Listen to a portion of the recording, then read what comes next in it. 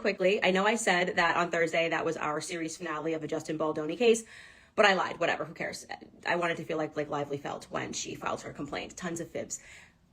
Amazing update. So Thursday, for the finale, we did, essentially, I walked you through the New York Times metadata and showed you that this woman had posted on X and essentially just like blared it out to the world. And we showed you how you could right click and look at the how they embedded all of these messages that show October 31st potentially. Well, guess what? Yesterday, so our episode was on Thursday. Yesterday on Friday, Brian Friedman, Justin Baldoni's lawyer, amended their lawsuit against Blake Lively, and they included the New York Times data, which we showed you guys on the show. And what's really cool about it, TMZ is reporting it and some other outlets, is the fact that Brian Friedman is giving credit to the internet sleuths. Like, typically they leave us out. It's like the moms hunting, us sending emails, you guys sending me emails at info@candace.com, and all of us discussing it. And typically they just like cut you out and like, oh, we discovered this. No, Brian Friedman says, due to public interest in this case, we have now stumbled upon this, and we're therefore amending this because we think that it shows that she was plotting before. And what's also really amazing about it is he even says we now have a concrete timeline, which we believe implicates Blake Lively. And I mean, come on, I was the psycho who put together the timeline. So I think they've been watching the show. I think which is a huge credit to all of us, because you guys have been sending me those tips, tagging me and stuff. And I've just been presenting it to the public and putting together a timeline to pull things together. I think he will eventually subpoena Taylor Swift. But here's what's even greater. On Monday, they're going to court because two things. Blake is trying to gag them. I don't think that's going to go through.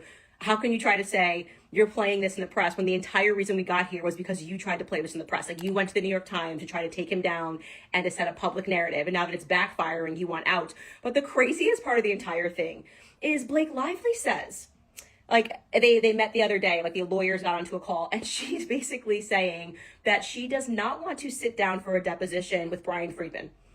Like, I know that this girl grew up rich and privileged, but how rich we talking? You know what I'm saying? Because does she think she's like a princess that she can just be like, I don't like your lawyer and I don't want to sit down with him and answer questions and tell the truth. So she's trying to get out of having to sit down and be deposed by Brian Friedman. Like, sweetheart, that's not your option. You don't get to decide who your defense's lawyer is.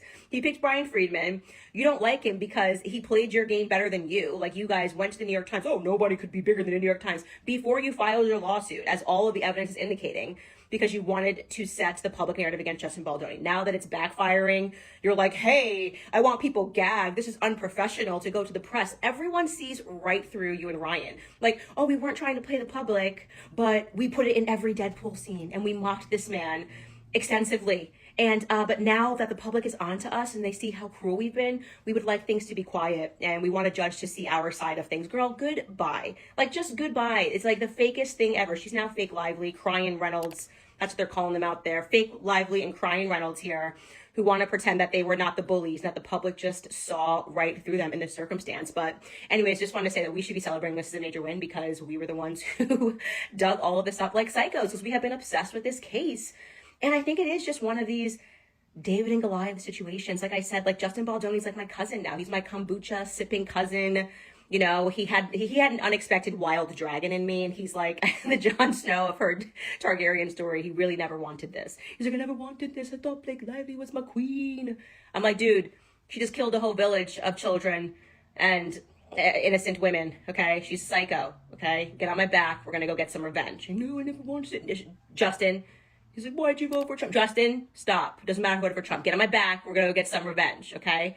Anyways, it's been amazing. Amazing. I'm so happy for Justin Baldoni. Monday, they will be going to court, and I will be monitoring that and probably do a live. I don't know what time they're going to go to court, but we'll have some more updates on what's going on with the situation. Obviously, the judge is not going to allow her to pick his lawyer. It's just such a pompous, arrogant thing to ask. And yeah, this is her perfect karma. Played it in the public, and now the public is playing, girlfriend. Anyways, how to give you guys an update, you can go check that out. I'll link the articles that are talking about Brian Friedman amending their complaint against Ryan Reynolds and Blake. I'll see you guys probably on Monday.